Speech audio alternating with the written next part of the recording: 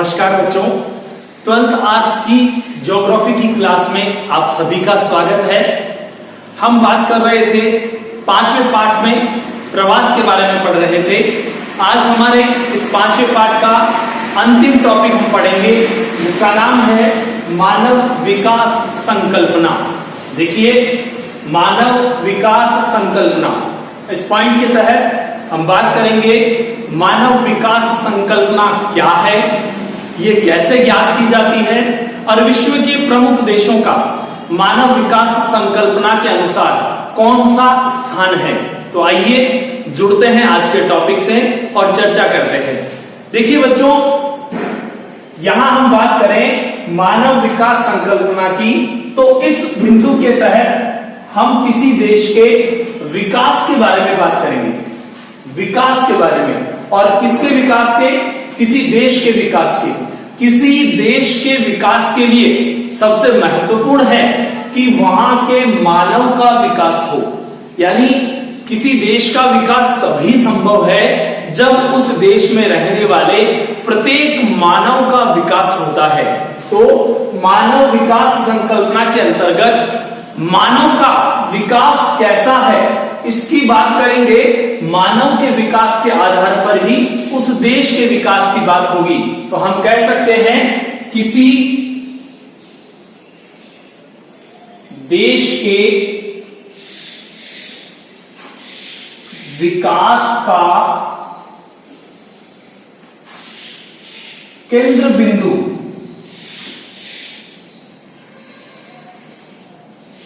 मानव होता है, मानव होता है। यानी यदि उस देश के मानव का विकास हुआ है तो उस देश का विकास भी होता है। इसलिए सर्वप्रथम विकास के दृष्टिकोण में मानव के विकास की बात की जाती है। इससे पहले जब मानव विकास संकल्पना विश्व के समक्ष नहीं आई थी, तो इस संकल्पना से पहले जब विकास की बात होती थी तो केवल आर्थिक विकास की चर्चा की जाती थी। किसी स्थान के आर्थिक विकास के बारे में जानकारी लेने से ये पता लग जाता था कि उस देश का विकास कैसा है। लेकिन अब जब मानव विकास संकल्पना आई है तो इस आधार पर किसी मानव का विकास कैसा हुआ है उसके बाद उस देश के विकास पर चर्चा होती है। इसलिए यहां सबसे महत्वपूर्ण यही होगा कि उस देश के मानव का विकास कैसा हुआ है। विकास बहुआयामी प्रक्रिया होती है, विकास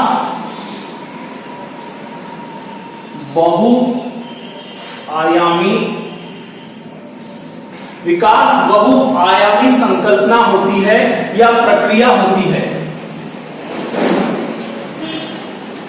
संकल्पना होती है।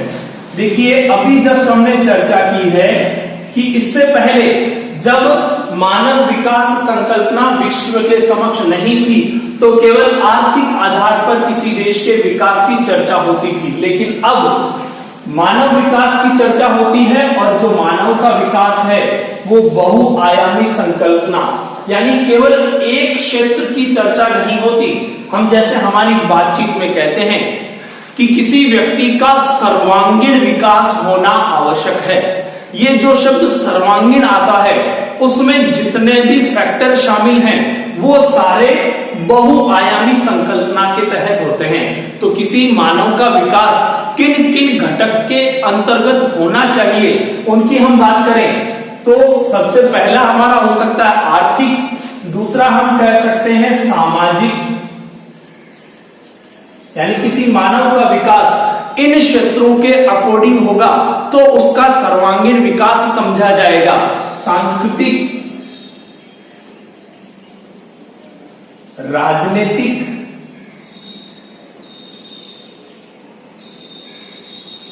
मनोवैज्ञानिक,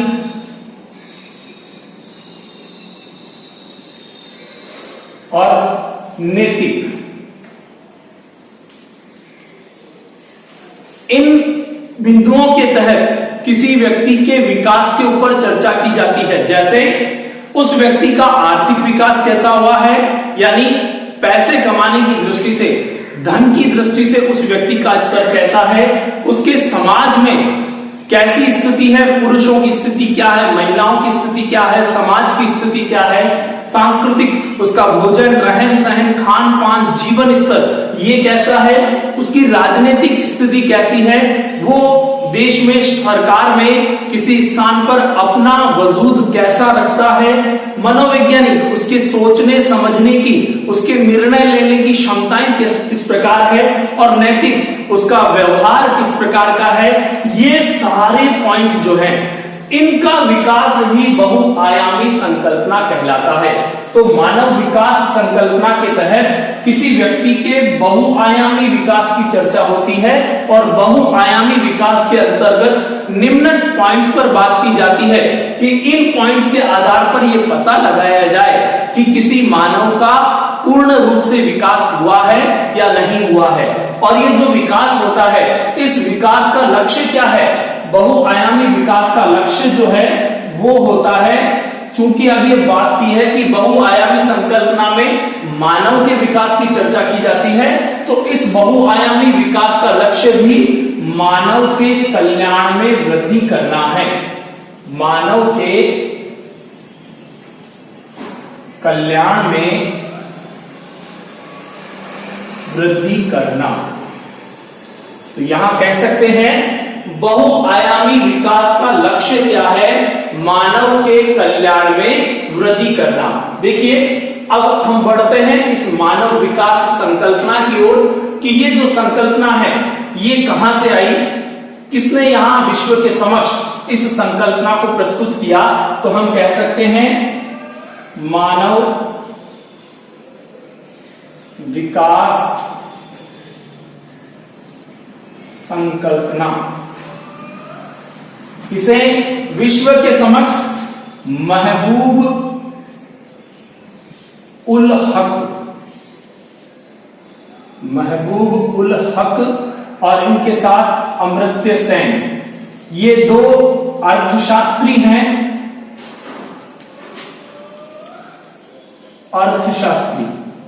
इन दोनों ने इस मानव विकास संकल्पना की अवधारणा को विश्व के समक्ष रखा। आप महबूब उल हक जो है ये पाकिस्तान से हैं और अमर्त्य सेन जो है वो भारत से हैं। इन दोनों अर्थशास्त्रियों ने मानव विकास संकल्पना की खोज की और विश्व के समक्ष रखा, जिसके आधार पर मनुष्य के विकास के बारे में चर्चा की जाती है और ये पता लगाया जाता है कि व्यक्ति का वास्तविक विकास हुआ है या नहीं हुआ है। वो विकास इन स्तर पर चर्चा करके पता लगाया जाता है। पहले हम बात कर चुके हैं कि मानव का विकास केवल आर्थिक पक्ष के आधार पर पता लगाया जाता था, लेकिन जब मानव विकास संकल्पना की अवधारणा विश्व के समक्ष आई तो बहुआयामी विकास की चर्चा हुई और बहुआयामी विकास के तहत इन सभी पॉइंट्स पर मानव के विकास की चर्चा की जाती है। तो अब हम बात करें कि इस मानव विकास संकल्पना का अर्थ क्या है। तो इसका अर्थ है मानव के जीवन में सुधार लाना, मानव के जीवन में सुधार लाना और साथ ही साथ उसके विकल्पों में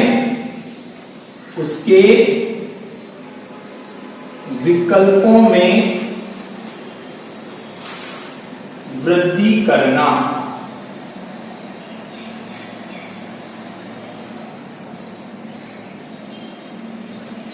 तो यदि हम बात करें मानव विकास संकल्पना का अर्थ क्या है, तो मानव विकास संकल्पना का अर्थ है मानव के जीवन में सुधार लाना और उसके विकल्पों में वृद्धि करना, यानी उसका जीवन स्तर ऊंचा बने, श्रेष्ठ बने, उसके जीवन स्तर में सकारात्मक वृद्धि हो, साथ ही साथ उसे अनेक सारे विकल्प मिले। जैसे हम कोई काम करना चाहते हैं, उस काम को करने के कई सारे विकल्प, कई सारे तरीके हमारे समक्ष होते हैं।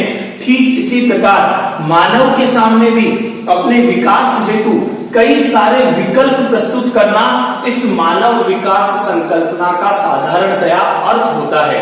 तो अब हम बात करें कि इस मानव विकास संकल्पना के तहत किस प्रकार मानव के विकास की गणना की जाती है।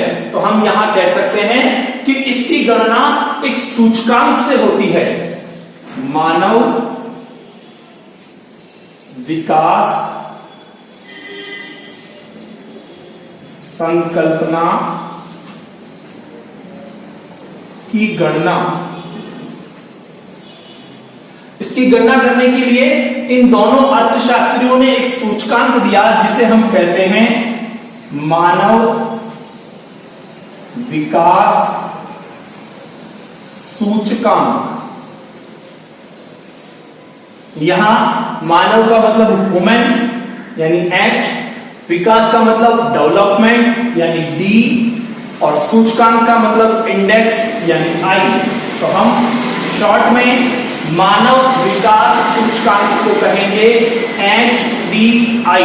तो अब समझें इसे, मानव विकास संकल्पना की गणना मानव विकास सूचकांक से की जाती है, जिसे हम शॉर्ट में कहते हैं HDI। और यहां हमें पुनः याद रखना है, मानव विकास संकल्पना की अवधारणा विश्व के समक्ष महबूब उल हक जो पाकिस्तान के हैं और अमर्त्य सेन जो भारत के हैं, इन दोनों अर्थशास्त्रियों ने रखी थी। और इसके अनुसार किसी स्थान के मानव की विकास का ज्ञान इस मानव विकास सूचकांक के तहत होता है। अब मानव विकास सूचकांक क्या है? ये दो सूचकांक होते हैं, 0 से 1 के मध्य, यानी ये दो आंकड़े बनेंगे, 0 से लेकर 1 के बीच में एक आंकड़ा बनाया जाएगा। उस आंकड़े के आधार पर यह निर्धारित किया जाएगा कि मानव का विकास सूचकांक कितना है। तो हम कह सकते हैं मानव विकास सूचकांक का जो मान होता है वो 0 से 1 के मध्य होता है, 0 से 1 के मध्य होता है।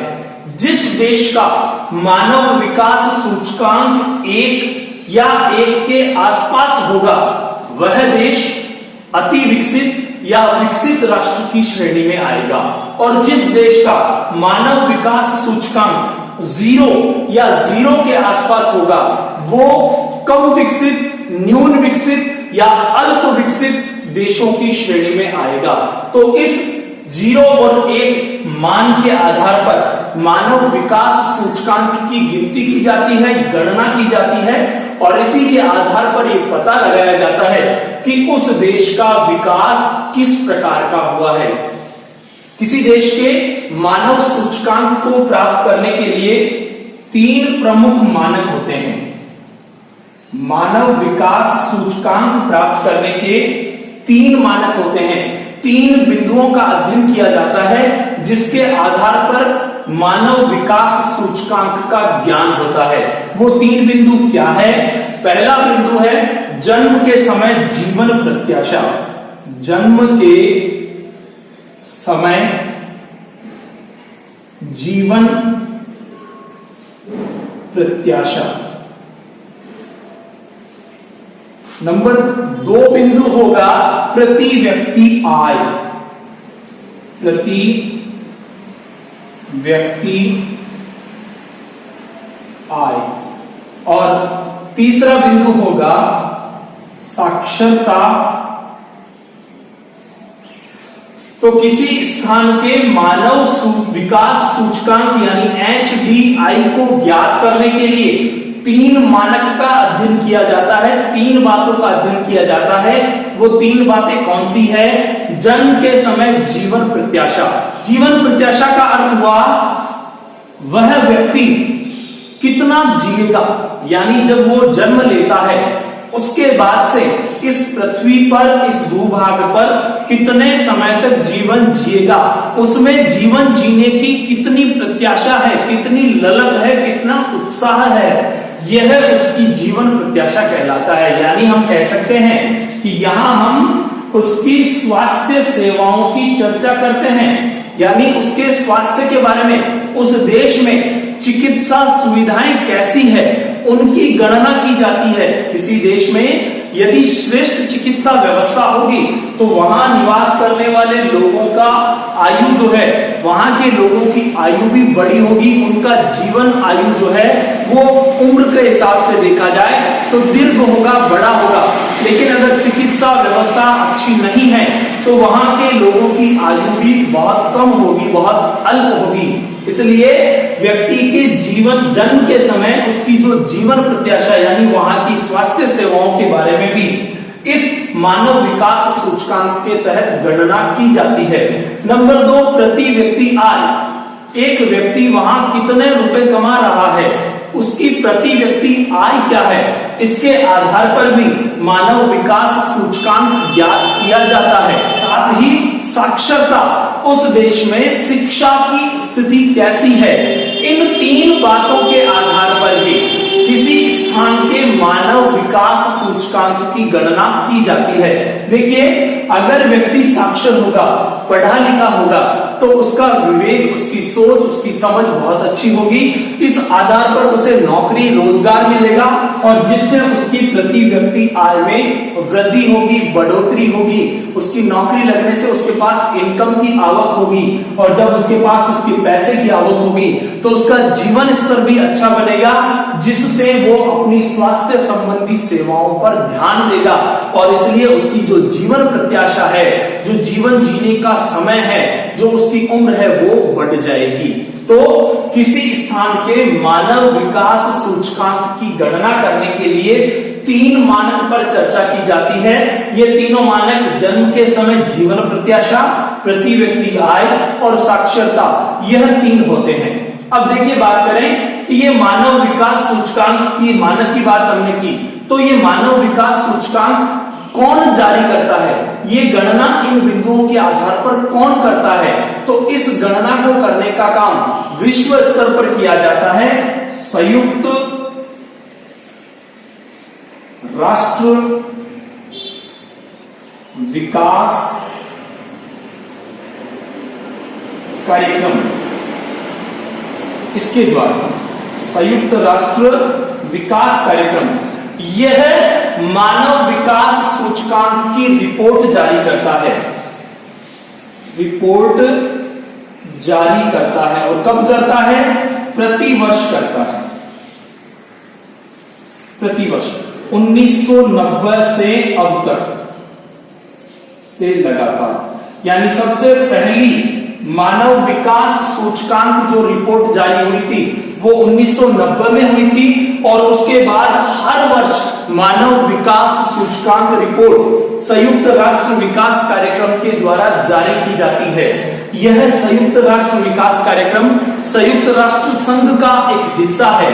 इस संयुक्त राष्ट्र विकास कार्यक्रम को हम शॉर्ट में कह सकते हैं UNDP, संयुक्त यूनाइटेड राष्ट्र नेशन विकास डेवलपमेंट कार्यक्रम program, united nation development program, UNDP। तो देखिए, परीक्षा की दृष्टि से बहुत इंपॉर्टेंट छोटा प्रश्न बनता है, मानव विकास सूचकांक विश्व में कौन जारी करता है, या यूं कहें HDI रिपोर्ट विश्व में किसके द्वारा जारी की जाती है? तो हमारा उत्तर होगा मानव विकास सूचकांक यानी HDI रिपोर्ट संयुक्त राष्ट्र विकास कार्यक्रम यानी UNDP के द्वारा प्रति वर्ष जारी की जाती है। बहुत इंपॉर्टेंट है, इसका पूरा नाम भी याद रखें। UNDP का पूरा नाम बताइए, संयुक्त राष्ट्र विकास कार्यक्रम। इंग्लिश में लिखना चाहें तो यूनाइटेड नेशन डेवलपमेंट प्रोग्राम। इसके द्वारा हर वर्ष 1990 से अभी तक लगातार मानव विकास सूचकांक की रिपोर्ट जारी की जाती है। तो देखिए, अब आपने यहां तक मानव विकास संकल्पना क्या है, किस प्रकार विकास का अध्ययन किया जाता है, इस मानव विकास संकल्पना की खोज किसने की, इसकी गणना किस प्रकार की जाती है, इसके सूचकांक के बारे में, सूचकांक के मान के बारे में, तीनों मानक के बारे में और रिपोर्ट जारी करने के बारे में हमने चर्चा की है। अब आइए देखते हैं विश्व के कुछ देशों का प्रमुख रूप से मानव विकास सूचकांक क्या है, इसके बारे में अब चर्चा करते हैं। आइए बात करते हैं मानव विकास सूचकांक रिपोर्ट 2013 के अनुसार विश्व के प्रमुख देशों की मानव विकास सूचकांक रिपोर्ट। तो देखिए 2013 की रिपोर्ट के अनुसार 186 देशों का मानव विकास सूचकांक जारी किया गया था। 186 देशों का, जिसके आधार पर 3 वर्ग बनाए गए हैं। उच्च मानव विकास श्रेणी, जिसमें 0.71 से अधिक मानव विकास सूचकांक किसी देश का है तो उनको शामिल किया गया। इसमें 94 देश हैं, टोटल 186 देश थे, जिसमें से 94 देश ऐसे हैं जिनका मानव विकास सूचकांक 0.71 से अधिक है। कौन कौन से हैं? नॉर्वे, जो यूरोप का एक देश है, ऑस्ट्रेलिया, संयुक्त राज्य अमेरिका, नीदरलैंड और न्यूजीलैंड। और यहां याद रखें, विश्व में सर्वाधिक मानव विकास सूचकांक वाला देश कौन सा है? तो हमारा आंसर होगा नॉर्वे, जो यूरोप महाद्वीप का एक भाग है और इसका मानव विकास सूचकांक है 0.955। विश्व में सर्वाधिक मानव विकास सूचकांक नॉर्वे देश का है 0.955। छोटा प्रश्न हमें परीक्षा की दृष्टि से पूछा जा सकता है। तो उच्च मानव विकास श्रेणी 0.71 से अधिक मानव विकास सूचकांक, इसमें 94 देश आते हैं और 5 प्रमुख देश यह हैं। इसके बाद बात करें मध्यम मानव विकास श्रेणी, यहां 186 में से 47 देश इस श्रेणी में आते हैं। हमारा भारत इसी श्रेणी का हिस्सा है। भारत का मानव विकास सूचकांक 0.554 है, 0.554। याद रखना है, परीक्षा की दृष्टि से सबसे ज्यादा मानव विकास सूचकांक, विश्व का सर्वाधिक मानव विकास सूचकांक नॉर्वे 0.955, सबसे कम अभी आगे बात करेंगे, और भारत का मानव विकास सूचकांक 0.554। यानी 186 देशों में भारत 138वें स्थान पर आता है। 186 देशों में मानव विकास सूचकांक के अनुसार भारत का नंबर कितना है? 138वां है। भारत के साथ पाकिस्तान, बांग्लादेश और भूटान, जो हमारे पड़ोसी देश हैं, ये भी मध्यम मानव विकास श्रेणी में आते हैं।